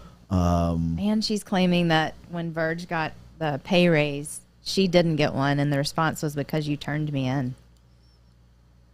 Yowza. I don't, So she was given a promotion in August, but promoted from assistant athletic director to associate, but that did not come with a pay raise. It's all very strange. Yeah, I mean, it's all very strange. It's a lot to digest. It's a lot to digest. I mean, to the end of the article, it just keeps on blowing up. I mean, how long has this been? This wasn't thrown together last night. No, this is an expose. Yeah, I like the last line of the article is her quote that just says they protected the brand. That's it. That's how it ends. And the brand of LSU right now is fragile. It is dented, and it is wrecked. I mean, it is just from a national standpoint. Yeah. I mean, it is. we can debate and we can talk politics and who's tied in or what didn't happen or what did happen. Think of LSU from a 30,000-foot view right now. It's really unfortunate. And what it looks like, and the brand management or mismanagement that continues to happen, right? Because these are still some of the days right now that we will look back on and wonder, did they get it right then too? I mean, this is when you really have to start fixing the stuff and building the protocols and putting the procedures in place. Johnson and Spillers brings you the Jordy Culotta Show every single day. They are our dentists. I need to go see Dr. Johnson and Dr. Spillers. I need a teeth whitening, cleaning. I do need some teeth whitening. I need some help there. Yeah, I do, man. And I'm going to see Dr. Spillers and Dr. Johnson. I'm going to go to the Baton Rouge location, which is right here in Perkins Road in between Segan and Bluebonnet. But if you're out in Gonzales, you can stop in and see them over there on Prepara Avenue, as they can help you. Office open and operating. Two of the best, man. Go see the docs. They can help you out with pediatric dentistry if you're looking for some help with the kids. This morning, you can get them in and out over there in the Gonzales office or even to the Baton Rouge office. Log online. You can see everything from Botox to dentures to implant dentistry to if you need a night guard, if you need cosmetic dentistry. Johnson and Spillers can help you. They can help you. You going to get you some Botox when you're over there? Probably not. Okay. Probably not. Okay. But, I mean, at some point, I'm probably going to have to do that. You think so? I mean, at some point, Really? You think it would make, I don't know where you don't need it. No. You're all natural, dude. Yeah, man. And I'm not that vain. No. Psych. All right, we will talk to Cody Worsham next here on the Jordy Culotta Show. When we come back, we'll talk to Worsham about LSU basketball, his thoughts on the Natty last night. What a game. What a win for Baylor. Where does Baylor now fit into the pecking order of the high order of college basketball from Worsham's standpoint and viewpoint? And then we'll get his thoughts on Jaden Hill and what now for this LSU pitching staff as their ace going into the season is now on the shelf with elbow surgery on the docket and a long year of surgery and rehab coming to Jaden Hill. What's next for Cody? What's next for Hill in the LSU baseball program? We'll talk to Cody Worsham next. Gearing up for spring and summer down here in South Louisiana, and you want to keep your lawn maintained during these sunny seasons, get in touch with our friend Blake Abear over at Abear's Lawn Maintenance, where he says, you grow it, I mow it. 225-485-8022. 225-485-8022 is where you can find Abear's Lawn and Maintenance, the official lawn and maintenance company of the undisclosed location. Relief Health, the only way to get your health care in 2021. In your home or on site, Relief is changing how health care is delivered to you. No more doctor's offices, no more waiting rooms. Download the app today, Relief Health, from the Apple or Google app stores. You can get connected to a local doctor in your community or just order a test directly without talking to a doctor. Their COVID tests are live, and right now they have the Moderna vaccine. Online at reliefhealth.com or download the app from your Apple or Google app stores now. Relief Health, changing the way that healthcare is brought to you in 2021. Are you self-employed? then you need to learn about Angel Oak's Home Loans Bank Statement program that they're offering, which makes you eligible as a self-employed borrower to purchase or refinance a home without requiring a tax return. If you want to learn more, get in touch with me. Email me, Jordy@JordyCulottashow.com, to learn about the bank statement loan program offered by Angel Oak. Jordy@JordyCulottashow.com to learn more. Are you self-employed? Then you need to learn about Angel Oak's Home Loans Bank Statement program that they're offering, which makes you eligible as a self-employed borrower to purchase or refinance a home without requiring a tax return. If you want to learn more, get in touch with me. Email me, Jordy@JordyCulottashow.com, to learn about the bank statement loan program offered by Angel Oak. Jordy@JordyCulottashow.com to learn more. Gearing up for spring and summer down here in South Louisiana, and you want to keep your lawn maintained during these sunny seasons, get in touch with our friend Blake Abear over at Abear's Lawn Maintenance, where he says, you grow it, I mow it. 225-485-8022. 225-485-8022 is where you can find Abear's Lawn and Maintenance, the official lawn and maintenance company of the undisclosed location.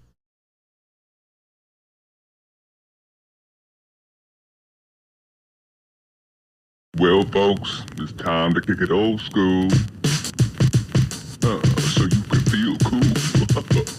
Give it to me, baby. Baby. Yeah.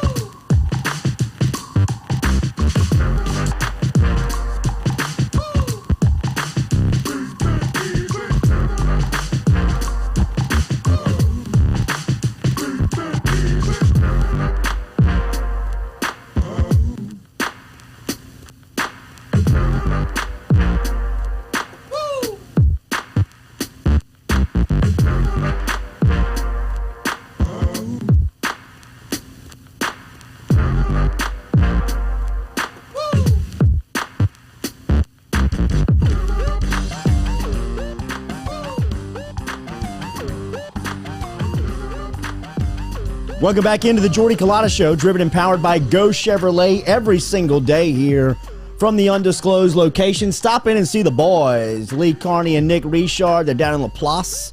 If you're on I-10 heading to New Orleans, back from New Orleans, stop in and see them. Or if you are here in Baton Rouge, remember, newest used car lot over at Grow Express Sales. I wonder if they can get us one of those new Hummers. I don't know, man. I saw the commercial last night inside the game. Saw it so I'm confused now. I mean, did GMC buy the Hummer? Was a Hummer always been? I don't know. GMC? I guess it was. I don't want to start digging this hole and sound dumber than I already am, boys. All right. I thought Hummer was its own brand, but it can't be. Me too. I always thought it was it's too. made by GM. And that was LeBron voicing the spot. Yeah. That was big. That's we need nice. a Jordy Culotta Show nice. Hummer to be riding around town in. Come on, Lee and Nick. Is LeBron even a basketball player anymore? No, he's not. He's a brand. He's a brand. Cody Worsham from LSU, digital reporter over there, texted Cody last night because I wanted to just talk some hoop with Cody and did not anticipate that we would be talking about a Gonzaga team that was just outmanned. I mean, for the first time in 36 games, if you date back to last year, they had won 32 straight this season. Dating back to last year, they had won 36 straight. And last night, they just ran into a buzzsaw that was colored green and gold. What did you think about last night's performance by the Bears? It was really impressive. It reminded me a little bit of Alabama, the way that they played a few of their games this year against the guys in purple and gold and other teams too. But when they're playing like that, it's almost impossible to keep up unless you have the same caliber of athlete. But Baylor was like that, but ramped up even more. Just the athleticism, the strength. That was the thing that stood out to me. That was the most physical basketball team that I've watched in a long time. And usually physicality doesn't translate through the television. It translated through the television last night. That was like a football team, just in their stature and their build and their athleticism. So, that's part of what happens when you get guys in a program where you get grad transfers in and their experience. I think they had an average. I think their average, let's look at the KenPom numbers. Their average experience was over 2 years per player. So you're looking at juniors and seniors all across the court. And just all that physicality, athleticism, and then you add in the fact that they just couldn't miss from three, and they play a good brand of basketball on both ends of the court. They were about as complete a team as you can have at the college level. I don't know if it was Mitchell or if it was Danger who blocked. It was Timmy and they called him for a foul going into a TV timeout, and he came back from it showing the replay, and the television crew, Raftery and Grant Hill were questioning on whether or not it was a foul. But it was a simple help side where he crashes from the top of the free throw line, and he gets to the rim in 2 steps and really pins it. They call him for a foul, and I mean you could hear Rafter. I mean, he's on the way out. He's kind of like, whoo, whoo. Like, I mean, they can't keep up. They just can't keep up with them. It reminded me of like when I used to play AAU basketball, and we had like we had this the skills, all the skilled players. Coach Pixley had us all with our good footwork and we ran good offense. That's and then we'd get to like the championship of these tournaments, and we'd just run into a buzzsaw of like 4- and 5-star kids that had all that skill, except they had 6 inches and 25 pounds. You can try and slip those screens all day, boys. You're not going to get an open look. I'm going ISO. You keep backdoor cutting all day, and then you're just going to get met at the rim. So That's right. We can play this game all day. Where is Baylor, in your opinion? I mean, Cody, they were the number 1 seed if the tournament exists last season. I mean, going in, they'd have been the overall number 1. They might have won it last season. This year, they look dominant on their run to a championship. I mean, where is Drew's program right now in the hierarchy of college basketball from your vantage point? Yeah, I think they've got a really good recruiting class coming in too. Yeah. I think I don't follow the recruiting as much as I used to, but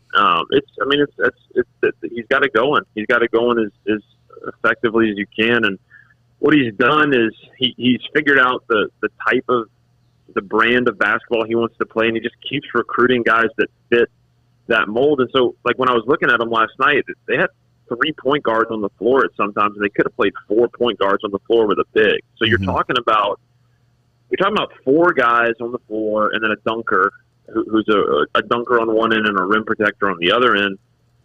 They can all create off the dribble. They can all catch and shoot. They can all move without the basketball. They're physical enough to set screens, and then on the other end, they're physical enough to guard 1 through 4. And so you've got that's the ideal brand of college basketball right now. You got the spacing to get threes. You got the spacing to drive to the rim. You got someone to dish to if the help side rotates. And then on defense, you can cover the whole floor. The most impressive play that I saw when I was watching the Twitter highlights kind of this morning, I don't remember who tweeted it. It may have been like Darren Rovell or somebody. But it was a play where I think it was Maceo Teague rotated, or he got into the passing lane, deflected the ball, it's going out of bounds. He saves it, jumps over the bench, jumps back over the bench, sprints to the opposite corner to contest a shot, and they missed it, and Baylor gets the rebound. Mm. So when you've got the athletes, they've got the system, they've got the skill, and then they've got that effort, which I know they did it last night at the national championship game. Of course, they're going to play hard. That's how Baylor played all season, from what I can tell. I mean, that's pretty tough to stop. That's a culture that you built into your program. It's the type of kid you recruit. It's the type of program you recruit from. If you go look at all those guys that played last night, they come from the reserve Christians of Louisiana. They come from the Montforts. They come from the winning basketball programs. So they arrive well coached, and then you're just building on top of that. So Scotty's done a great job of that. And yeah, they're going to be. I mean, look, they're going to be against Kansas every year, which is easy, but they're going to be one of the best programs in college basketball for the foreseeable future, for sure. Do you remember Mark Vital in high school? I mean, you may have been covering recruiting still when this happened, but the story goes he signed a letter of intent after his sophomore season in high school in Lake Charles. And I mean, you know, I was watching that game last night and just was thinking out loud, for a team that struggled in the rebound category, that's the dude. I mean, he had such an impact. He came out of Washington Marion High School in Lake Charles. Do you recall him? Yeah, I do. He was. I remember him from AAU because he was probably about as big as he is now, height wise. as a freshman or sophomore. And so the thought was, all right, if this kid grows a little bit, he's going to be a 5-star prospect. He just never grew. Yeah. But he got on board early. I think he was in Washington Marion for a couple of years and then went to maybe prep school somewhere in Texas or something. But he was a monster in AAU. He was, he's the epitome of the football player, athleticism. I mean, you put that guy at tight end, he'd be a destroyer. And I think we've realized now that height isn't everything. He's probably 6'5", 6'6". It's wingspan, it's ability to move your feet, it's ability to read the game. His rebounding, it was Barkley-esque in the way that just watching him rebound, he would position himself before shots to get in the right spot. He'd watch the ball. He's a skilled rebounder too. So that's the epitome of what Baylor did. Not only are these guys really, really athletic, they're very strong, they're in incredible shape, but their particular skill set that they need to be masters of, they're masters of. I mean, that rebounding is, it's athleticism and effort and intensity, but it's a skill too. It's the ability to read the game, and he's had that for a long time. He was kind of, I'm trying to think of like the comp, maybe like a Brad Bridgewater when Bridgewater was like an 8th grader, and everyone was like, man, this kid could be a monster. And then he never grew over about 6'3" or 6'4".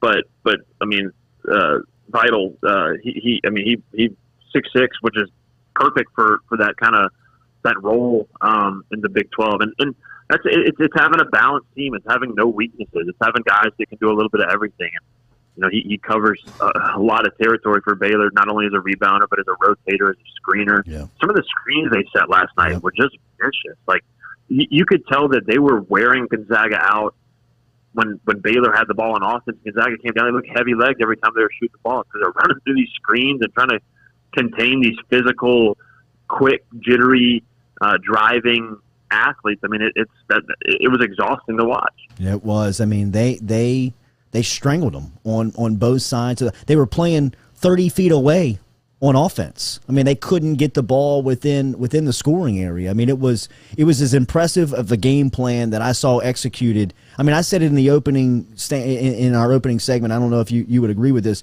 I would imagine that Scott Drew and his staff were probably watching the opening 8 minutes of that, thinking, this is going even better than we anticipated our perfect game plan playing out. I mean, you got Jalen Suggs on the bench with two bad fouls, frustrated, and you're just you are boat racing them up and down the floor, and every chance they get, they got hands on hips, they got hands on legs, they're looking towards the sideline. I mean, that was as fast of a game as I've seen you could really call that thing over. It felt like that Bama LSU natty in 11, where it was like, man, you could play this thing all week. It's over. Yeah, that's a good comparison, especially with Gonzaga coming in undefeated. I think what I also observed in that same vein is how, I talked about the physicality of Baylor, and we saw this with LSU this year. When you get to the postseason, the officials let a lot more go. Mm-hmm. And I know Gonzaga shot a bunch of free throws. You probably could have called a foul on every possession if you wanted to with Baylor, but they dictated the terms of the game. I think that's a Will Wade phrase. They dictated the terms of engagement and said, this is how physical we're going to be. You could call a foul every time. And that's why they had a couple guys in foul trouble early too. But they had so much depth that they could really play through it. But they dictated the terms. This is something Chris Paul does in the NBA as well as anybody. Like, he'll come out the first possession of a game and just beat the brains out of you defensively. And if they call a foul, then okay, they've called the foul. And if not, then that's the tone set for the game. That's what Baylor did. They were, their rotations were spectacular and their defensive rotation was great and everything. But like, basically, they just made it 5 one-on-one matchups and said, you're not getting by me. Mm-hmm. And they contained the ball. And it was, I remember feeling that as like a freshman in high school playing against like juniors and seniors and like trying to drive past and there's just nowhere to go. And you're like, oh, this is a different level of athleticism. That's what Gonzaga looked like last night. It was like, the 2-dribble move that usually gets me to the paint, it's just getting cut off and there's nowhere for me to go and I don't know what to do. They didn't have any answers, and great game plan, great recruiting, great roster building by Scott Drew, and I think you're right. I think last year they probably would have had a chance to do the same thing as they did this year. So it's a credit to them.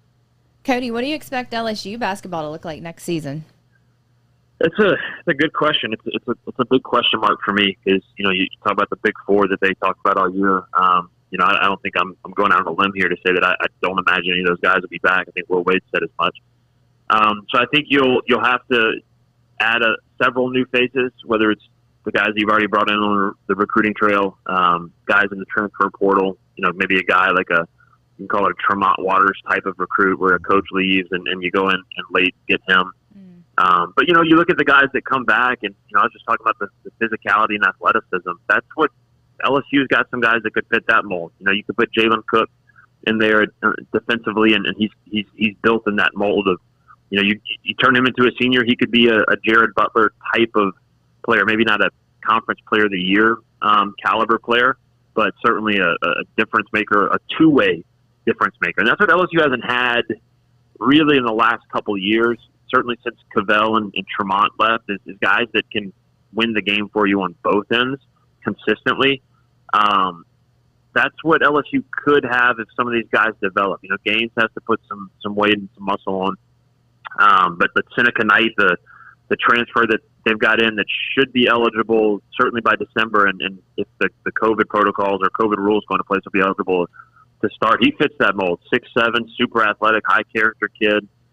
Josh LeBlanc, offensively, I think has more to him than he showed this year. If you look at his Georgetown numbers, he had some efficient numbers at Georgetown. I think he could be an 8-8 guy for you, but a real difference maker defensively. So you kind of start putting the pieces in places of the guys that are going to be here next year with Gaines and Cook and LeBlanc and some of the other guys that they're bringing on the recruiting trail. You could see the pieces of a really good defensive team, which Will hasn't really had one of those since the 18-19 team, and they weren't great defensively. They were good, and they had Cavell at the rim, which changed everything, and his ability to switch from pick and rolls and protect the rim and run the floor. They need guys like that, real difference makers that are two-way difference makers. When you get the Javonte Smarts and the Trenton Watfords and the Darius Days, who are unbelievably skilled offensive players, but the reason that they're not, top 10 players in their class is because they're not elite defensively. They don't have elite defensive tools. So you build a system to try to maximize their defensive abilities, and that's what LSU did this year with all the switching and the playing the zone and stuff. But teams figure that stuff out, and so I think that the more real, true two-way talents that Will and LSU can bring in, the better it's going to be for them long term. And look, his teams have always been great offensively, and I think they'll figure it out and they'll find a system that works for them. It's all about defense. It's all about getting stops and dictating the terms, like Baylor did last night. I'm not expecting LSU to come out and be a Baylor level defense next year, but it's building up that side of the ball and getting better there. And I think they may have the guys that can do that for sure. Cody Worsham, last one. We'll get you out of here, buddy. Man, I'm so bummed for Jaden Hill. I hate that for him in that spot, in that moment, and I don't know what that means for him now. And I'm not asking you what it does mean for him, but where does LSU baseball go from here? Yeah, it's tough. Those who don't know, Jaden is just about the best kid that you could talk to. I mean, he's such a high character kid. He's about the right things. He goes about things the right way. He wants to be great. He wants to give back to the community. He's very selfless. He's very focused. He's the easiest kid in the world to root for. So for him to be robbed of the full LSU baseball experience with injuries in his first year and now this year and then last year with COVID, I'm bummed for him. I'm bummed for us. I'm bummed for myself selfishly. I wanted to see him pitch more. He's electric. What it means for LSU, I think they've got to find a third guy that can go on the weekends, whether it's Garrett Edwards or whether it's Blake Money if he steps in that role. Will Helmers, one of those guys has to emerge. And the real issue there is that now your bullpen, which already has some issues, is stretched even thinner. So it's tough. The one thing I'll say is Pulmonary's teams play better the later the season goes on. They can't play much worse than they are right now. And I say that they've been there. They've had a shot. You could have taken 2 out of 3 at Tennessee. You could have taken 1 from Vandy. You'd be in a different spot right now. So it's not lost. They're not a hopeless team, but their backs are against the wall and they're in a corner. And we'll see if they can fight their way out. Cody Worsham, good friend of our show, digital media reporter over at LSU Sports. He is the host of Tigers Win podcast, Boot Up, which covers the basketball season and basketball team with LSU, and Hey Fightin' podcast, which is an LSU football podcast. Make sure that you are subscribed to all of those. You can log on to lsusports.net to get there, or wherever you get podcasts from. I check them out on Spotify when the newest one goes up. In fact, I listened to the latest. Was it the Tigers Win that went up the latest one just earlier or late last week? Yeah, we had Ashley Nat, former LSU gymnast, now an assistant coach. She's unbelievable. That whole podcast is about just stealing greatness from all the great people around LSU, and she has a lot of greatness to steal. Most perfect 10s in LSU history, so she had a lot to share that was very insightful. Follow that man on Twitter at Cody Worsham. You'll hear him here over the next couple of weeks as he's always here. We appreciate your time as always, man. Talk to you soon. Thanks, Cody. All right, thank you, Jordy. All right, buddy. See you. All right, thank you. There is Cody Worsham checking in from LSU Sports this morning. That gets us through the show today. As make sure that you are liking and sharing and commenting on our YouTube feed. If you're over at the Jordy Culotta Show, if you watch us on YouTube, we appreciate that. Make sure you like, share, comment on what's happening there. We're on Facebook as well every morning. JordyCulottaShow.com. If you want to play it in the background, you can just check out the audio, but there's a video link on JordyCulottaShow.com as well. But we appreciate that for all the interaction and everybody sharing and liking and commenting. If you dislike, we appreciate you just interacting with what we have going on between 7 and 9 a.m. Anybody seen Aaron Rodgers hosting Jeopardy? Dude's a natural, bro. Yeah, that's right in his element, isn't it? Dude's a natural, man.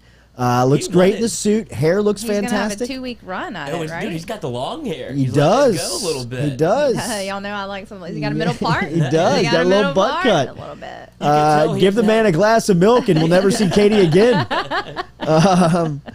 But I mean, he said he watched hours and hours of episodes to get ready. You can tell. I mean, really, you can tell that he's a little out of his element. So he's taking it very serious. He's very, he's kind of he's prepared. Did you see the contestant yesterday? That Final Jeopardy. They wanted to know whose idea it was to kick the field goal, which Rodgers thought was pretty funny. I thought it was a pretty good moment to kind of catch Rodgers off guard in a Final Jeopardy scenario where the guy did not know the answer and said whose idea was it to kick the field goal in the NFC Championship game, which was a shot at Matt LaFleur and gave Rodgers the window there. But that is a lot harder than it looks. Oh my God! Can you imagine? That is a lot harder than Alex Trebek made that look. Yes. Than Pat Sajak makes that look. Then those. I think Pat's job is easier. Is easy, right? But that's harder than it looks. Well, yeah, I mean, sure. But here's the deal about TV TV that really discouraged me when I was thinking about media. First off, you got to look good every day. Well, yeah. Like in a suit, a tie, which I'm out. First and foremost, I'm just like, that's a big turnoff for me. First and foremost, but. You also, and I guess you could obviously say this about this medium, but you can kind of play it more whether you're on radio or you're on some type of digital property on an audio piece. You know, I mean, this is kind of an audio piece that's turned into a visual medium. So I guess you have to pay a little bit more attention to your appearance every day. But on TV, everything is so time sensitive and segmented that you have just this small window to do all this preparation and get dressed up for, and you really can't give your opinion or show your personality. You know what I mean? Like the really good ones can. Like the Sajaks and the Alex Trebeks who make it and stay a long time, and you're able to kind of get to a point where you can kind of call your shots. It turns, I mean, Jeopardy turned into Alex Trebek's show. I mean, it was an idea that the networks had and pitched to him to host, and once they said, geez, this guy's a perfect fit, I mean, he's making calls on what the show's going to look and sound like. But it takes a long time to get there. TV, and also you got to be in a good mood every day. Well, yeah, or pretend at least. Or you have to pretend to be in a good mood. I mean, like, well, you're acting. I mean, if you're going to be on TV every day, a lot of prescriptions for sure. But I mean, just that's a task, dude. And it's just very uncomfortable. You don't ever feel like you're actually think about be it. yourself. You think about it in your 20s when you're graduating college, like, oh, love it. I love getting dressed up. I'll be in a good mood. 32 with the kids and screaming all night and wondering what you're going to eat. I mean, You're pissed off. The people that do it do enjoy getting dressed every day. I don't think they do. There's no way. Dude, then why would you keep doing it? That suit has to lose its luster after about 3 weeks. Cobble, Jacques still looks like he enjoys getting dressed up. Steve Schneider, I mean, like the true pros in the game. But I mean, like Cobble's still got the tie a little unhinged at the top with a jacket maybe a size too big. Something wrong with that. Yeah, but I mean, it's just the everyday thing. Just give me the black one, dude. Who cares? You stop Speaking caring of true stuff, pros, when you first start, I'm sure they're going through the closet, like picking the outfit, like getting it laid out the night before. Now it's like, somebody's doing that for them. But the Price is Right. The Jeopardy, the Wheel of Fortune. Those Price is Right is super laid back though. Super laid back, and that's a great TV gig. Yeah, I mean, but all of those spots are great TV gigs. If you can though. get to that spot, I mean, those guys are making $7 to $10 million a year. Hosting that gig. Oh yeah, Dan Patrick talked about it when he didn't realize how much money they were offering him, and then Drew Carey took it. He's like, "You're making what?" What was it? I mean, I'd imagine if the Price is Right, you probably make like $20 million a year. Yeah, and I think Dan Patrick was like, "I had no idea that that's the market that they were offering me." So I just I've heard that story. Yeah, I just kind of turned it down. Who was the guy before Drew Carey? Bob Barker. Oh yeah, Bob Barker. The Price is Wrong. Yeah, right? You kidding me? What a legend! Barker. What a legend! I mean, the stories on Barker, Wait, legendary. is he dead? I don't want to kill him, but I don't know that. I don't know. Is he dead, Do you want to take a guess? Nick, are you okay, bro? I think he might be dead. Nick looks but like I don't know Nick that might for be sure. dead. Nick might be dead. Nick could be dead. Do we think Nick, Bob Barker is dead or is alive? Bob Barker dead or alive? He's dead. He's dead? Are you alive? No, he's alive. Wait, what? But you just killed him. You just said he's dead. You killed him. I don't know. You don't know what's going on. You're very green.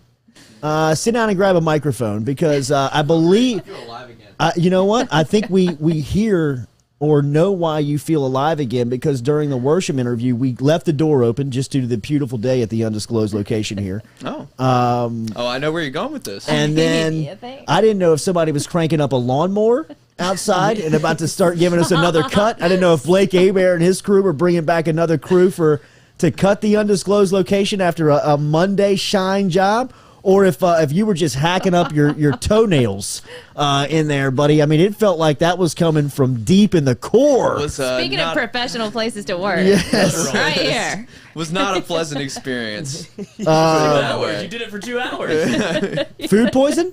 It's got to be. I mean, it's got to be. Molded muffin? Yeah. No, there's a certain fast food establishment. Lloyd, you and I are next. We're next up. But it was real though. Bro, how bad is that?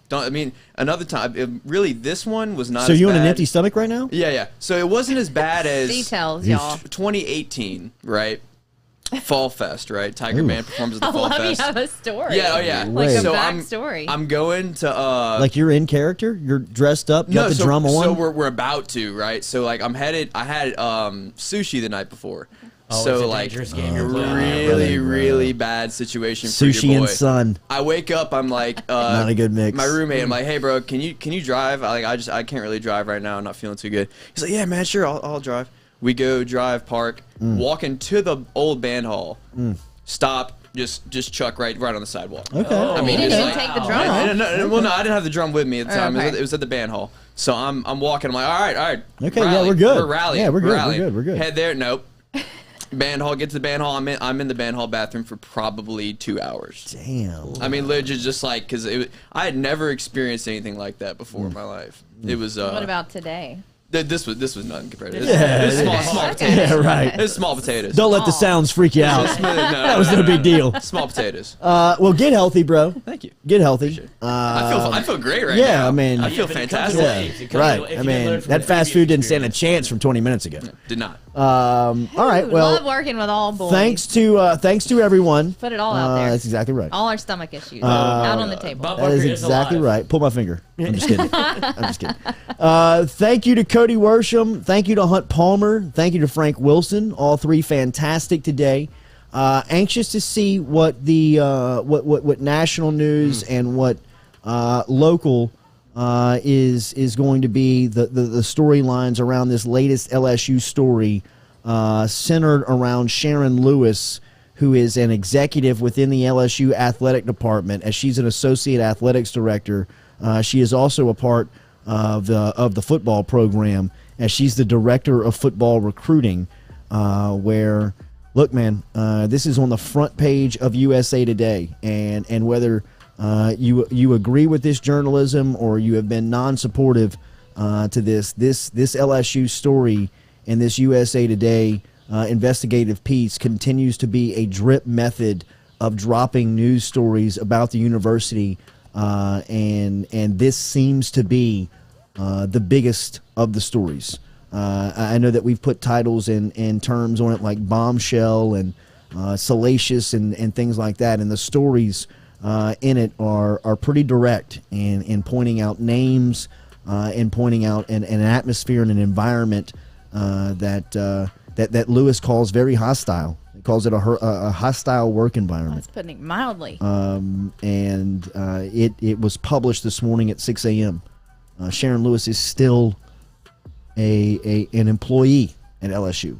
I don't know if she's in this morning, but I got to imagine that there were awkward days ahead for the LSU administration with the latest story from USA Today. We will react more to that tomorrow. We will. I won't. I'm gonna have to call in from Dallas and talk more. Are you in Dallas? Yeah, that's spring right. break. Yes, that's right. All right. Spring break. Didn't you just go to Mexico? I did. What the Adult hell? spring break. That was now a she's work a chaperone. trip with my husband. This is some moms and girls from levels school. to it. Wow. Spring break. You should live tweet that.